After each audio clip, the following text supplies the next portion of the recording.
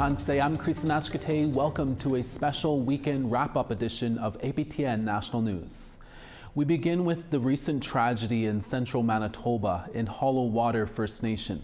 Manitoba RCMP say that on early Thursday morning, multiple people in the nation were stabbed. Police are confirming that at least 8 victims have been transported to hospital. One victim is an RCMP officer and another victim is the suspect's sister who has died from her injuries. The suspect himself is also deceased.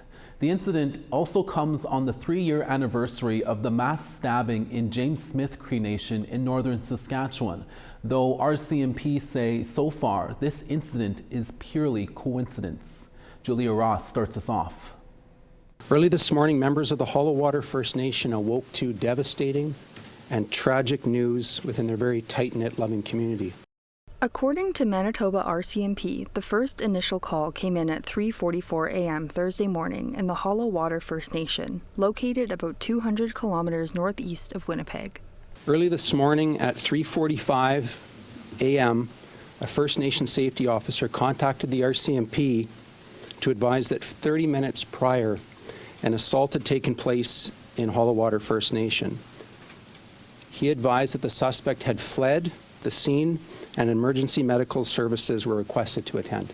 Then, at 5:53 a.m., RCMP received a call about a potential stabbing in the community and multiple officers were dispatched. When they arrived at the scene, multiple individuals were suffering from stab wounds and RCMP were alerted to a second residence with additional victims also suffering from stab wounds. The families were very close to me.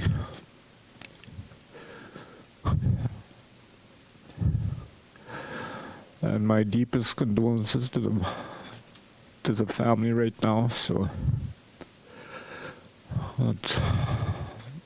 I'll pray as hard as I could for the recovery.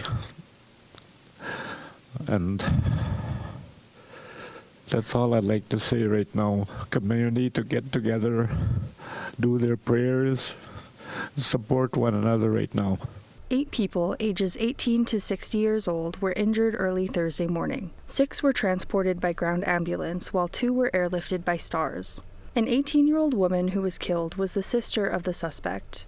The suspect has been identified as 26-year-old Tyrone Simard from Hollow Water First Nation, who is also now deceased. In total, 8 community members ranging in age from 18 to 60 years of age had sustained injuries during this incident. We can confirm, sadly, that an 18-year-old female has died as a result of these injuries. Following the stabbings, the suspect, who was Tyrone Simard, who was a 26-year-old male from the community of Hollow Water, fled the community in a stolen vehicle and fled south towards the community of Black River. The vehicle was located by the RCMP near Black River First Nation, traveling south on PR Highway 304. It was at this time, when the vehicle was located at approximately 6:53 a.m., that the suspect collided with the RCMP cruiser that was driving northbound towards the scene to respond. The suspect, Tyrone, succumbed to his injuries on scene. The female RCMP officer was seriously injured when her vehicle and Simard's stolen vehicle struck one another. While Simard died of his injuries from the collision, the officer is expected to make a full recovery. Both the Manitoba RCMP and Premier Wab Kinew call the officer a hero, who was seriously hurt while protecting the people of Manitoba. Without any doubt, she put her life at risk for the safety and security of Manitobans, and I wish to extend my heartfelt thanks to her and to all the RCMP officers who responded this morning. One of whom is a police officer, who we're still finding out the details of what happened about, but we can say that she is a hero. We don't know the specifics yet. We will in the coming days, I'm sure. But she stopped a man on a rampage. So on behalf of the province of Manitoba, I thank her. In a statement to APTN News, a Shared Health spokesperson confirmed that a code orange alert was declared at the Health Sciences Centre in Winnipeg and 6 patients were transported by ground and STARS air helicopters. They added, "Our thoughts are with the victims, patients, families, and loved ones. The code orange alert was declared clear at 10:51 a.m. this morning. Julia Ross, APTN National News, Winnipeg. And if you need support after watching this story, you can call the Hope for Wellness helpline, where people are available 24 hours a day, 7 days a week for counseling and crisis intervention. That number is 1-855-242-3310, or connect to the online chat at www.hopeforwellness.ca and follow the links. A First Nations woman in Manitoba is going the extra mile to bring awareness to child sexual abuse. She completed an 800-kilometer journey to Winnipeg on nothing more than her bicycle. She ended her journey at the Assembly of First Nations annual general meeting to break the silence on child sexual abuse, with all the chiefs commending her for speaking out. APTN Sav Jones reports. After an 800-kilometer bicycle ride to Winnipeg, Brenda Frog is preparing to deliver an important message to chiefs across Canada. She says child sexual abuse on First Nations needs to be addressed immediately. I want the chiefs to be aware and to take the responsibility and accountability to make sure our children are safe and protected.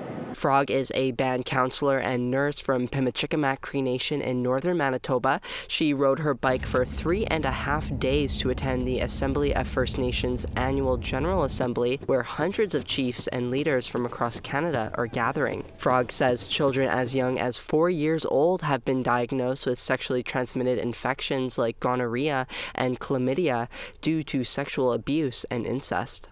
It's very rampant, and it's worse in isolated communities where they have little resources. The community knows everybody, and there's a lot of victim blaming. Alongside her journey are friends Berlinda Garrick and Connie Constant. They rode through difficult weather like high temperatures and rainstorms. Bicycles in hand, the three women entered the RBC Convention Centre, and Frog shared her message to chiefs and First Nations leadership. As chief, you are responsible for your reserve. You are responsible for our people, especially our children. Several esteemed leaders thanked Frog for her dedication to the cause and sharing the difficult stories of survivors. I know that they're very difficult to talk about, but I think that it's something that we do have to fight against, to make sure that our little ones don't go what all of us had went through. We have a duty and an obligation to make sure that our children are protected, even if these predators that we know of are our family. We have a responsibility to make sure that we are always protecting our children. Incest is probably the worst thing that can happen to a child. And it's never discussed. It's never talked about. And the suicide rates continue to rise in our communities, First Nations, because nobody wants to say something. With the support of her friends and chief, Frog will address an even larger crowd on the AFN main stage Thursday. I'm just really, really grateful for this opportunity. And like we said, it's time to break the silence. It's time to get attention, and you led the way. Like, you're blazing trails. As I'm a new counselor for my community, and you're inspirational in watching what you're doing for yours. Sav Jones, APTN National News, Winnipeg. The Winnipeg Police Service recently announced the appointment of its first external Indigenous Relations Officer. Sheila North, a former Grand Chief, journalist, and one-time candidate for National Chief, is stepping into the new role. Winnipeg's Police Chief Jean Bowers calls the new position a step forward on the path towards reconciliation. Once again, here's Julia Ross. To help guide us further down the path of reconciliation, I am pleased to announce that Sheila North has been retained as an external Indigenous Relations Advisor.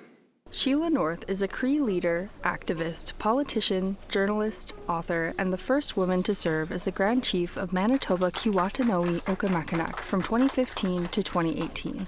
Now, she is the first external Indigenous Relations Advisor for the Winnipeg Police Service. So I know that there is a lot of work to do to repair some of these relationships that have gone astray for many, many generations. But we also know that policing and the role of policing is very important. North says she will represent the community and bring ideas and calls to action to the table so Indigenous voices will be heard. She also hopes to ensure the WPS shows respect and dignity to Indigenous peoples and build on the work they have done so far. We have a Cree word for police, and that's Simaginas. So that tells me that we have very important roles as police. They have important roles as police officers to keep our cities and our communities and our families safe. And with that, I accepted the challenge to work with Winnipeg Police. Members of police and the board say that the police must not only protect, but also support communities in a way that supports lived experiences and culture. We are confident that with the guidance of Ms. North, the Winnipeg Police Service will continue to make strides in achieving a strong, respectful, and inclusive approach to policing in Winnipeg. Meaningful reconciliation is ongoing, and it requires action, dialogue, and partnerships, such as we're witnessing today. We are committed to strengthening relationships with Indigenous communities and leaders. It is my hope and intention that with the guidance of an external Indigenous advisor, we will ensure we get there so that all Indigenous people are heard, feel valued, and most importantly, are safe.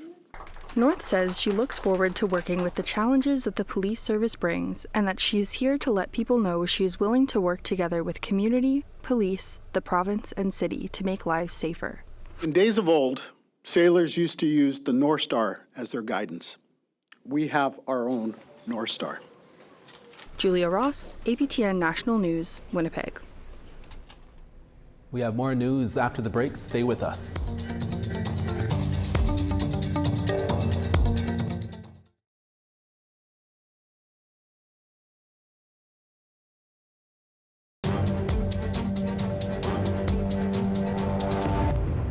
Musty Cho for staying with us. Nunavik is the only region in the Canadian Arctic without its own post-secondary institution for community members. But that is about to change. APTN's Stephanie Dusav tells us more. Kuujjuaq offers a breathtaking view. However, what's missing in this northern community is access to post-secondary education. That's about to change. A new student residence opened this week. C'est le jour et la nuit. Par rapport à ce qu'on pouvait faire avant et ce qu'on peut faire maintenant. Mamadou Diop is the director of adult education and vocational training for Kativik, Ilisar Nilirinik. He says that the members who wanted to continue their studies had to leave their community. Les gens n'aient pas à se délocaliser pour aller au sud. Quand je dis le sud, là, c'est les régions urbaines, pour pouvoir continuer leurs études, se déraciner, se retrouver dans une grande ville qu'on ne maîtrise pas trop. The new residence can accommodate 84 people. It was designed with the realities of family in mind, recognizing that many students are parents. Donc, on a des chambres familiales qui sont vraiment flexibles, ou avec une kitchenette, avec une chambre parentale, une chambre pour les enfants. Il y a un living room dans les unités familiales. Since the residence's capacity is so large, the courses offered have increased. With this, construction of a new adult education and vocational training center is currently being planned. Les nouveautés, c'est le programme éducatrice de service de garde. Ça, c'est un nouveau programme. On va essayer aussi de partir le programme de coiffure. Ça, c'est 2 offres de cours qu'on va commencer. Kitivik Ilisar Nilirinik shared with us the comments of the president of Makivik, Pita Atami, who sees this grand opening like the beginning of something greater. We need proper facilities in order to attract people to come back to education. Since this is an adult facility that's going to focus on different traits that we need many people of, that we're lacking qualified people, and I'm hoping this will help us in realizing and getting more people into the different trades, whether it's plumbing, electrical, furnaces, carpentry. A new university program of education accessible to all students is groundbreaking in Nunavik. plus la formation des maîtres à temps plein. Ça, c'est une offre de cours nouvelle. Ça c'est nouveau, on l'a jamais fait. Donc, c'est 3 cours nouveaux qu'on va offrir à cause de la capacité d'accueil qui a été augmentée substantiellement. The opening of this student residence is a game changer. It's one step closer to the ultimate goal. Getting an Arctic university, which we need very badly. One thing is certain, access to education in the Northern Territory is expanding, a right that is too often taken for granted. C'est des parents, les conditions de vie ne sont pas faciles. On apprend dans une deuxième langue. Ouais, c'est vrai. Ça force le respect. Et je le vois à travers mes élèves quand ils le disent. Je suis le premier de ma famille qui a eu un diplôme. Stéphanie Desève, APTN National News, Montreal. Saugeen First Nations fight to be recognized as the rightful owner of a popular tourist destination spot in Ontario has recently ended. 2 years ago, they won the battle at the Ontario Court of Appeal, and last week, the Supreme Court of Canada upheld that decision. Here's APTN's Annette Francis with more. This popular vacation spot is officially now in the hands of the rightful owners. It's no longer known as Sauble Beach. With a few corrections in lettering, it's officially Saugeen Beach. Lawyer Noonie Frame says it's been a long time coming. Well, I mean, the battle began back in the 1850s. Saugeen signed their treaty, now called Treaty 72, back in 1854. And almost immediately, the Crown breached the treaty promise to establish a reserve with the boundaries that had been agreed on. And Saugeen people had been advocating since the 19th century to have their reserve land recognized and to have the beach particularly recognized as part of the reserve. Into the 60s and 70s, Saugeen people became more active in advocating with their treaty partners. The beach has been attracting vacationers since the early 1900s. The town of Bruce Peninsula and a few private landowners have been pushing back with hopes of holding the title. Their appeal was lost at the Supreme Court of Canada last week. It's a huge vindication. Yeah, I think that's going to be a process of healing and a process of coming together, something that I know the Saugeen people and Saugeen leadership are always prepared to do. They've always wanted and were clear in their testimony at trial that good relations with their non-Indigenous neighbors are critical. The property runs on the northern edge of Saugeen First Nation. Frame says it's a small but an important piece of land with about 2.2 kilometers of beachfront. It was critical to their fishery. Whitefish and lake herring were fished along Saugeen Beach in huge numbers. It was a gathering place for their citizens and for allied nations to come together at the council fire to talk about issues of importance. And it was a critical way for Saugeen people to move up the peninsula towards Chiefs Point, which is a second reserve that they have, which was another critical gathering place. According to Frame, the next step is compensation for dispossession of reserve land for 170 years, either by negotiations or litigation. But right now they'll celebrate. Annette Francis, APTN National News, Saugeen First Nation. The Royal Canadian Mint is launching a new commemorative coin in honor of the late artist Daphne Ojig.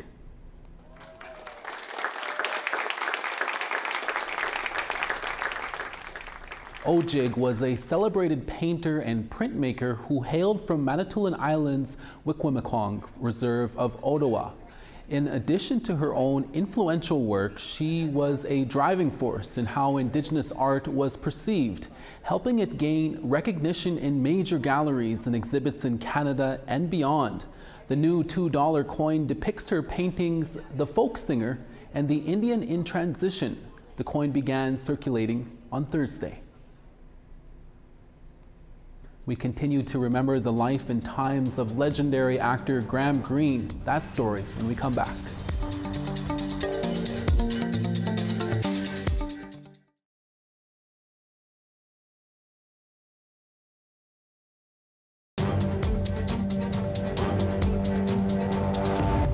Welcome back.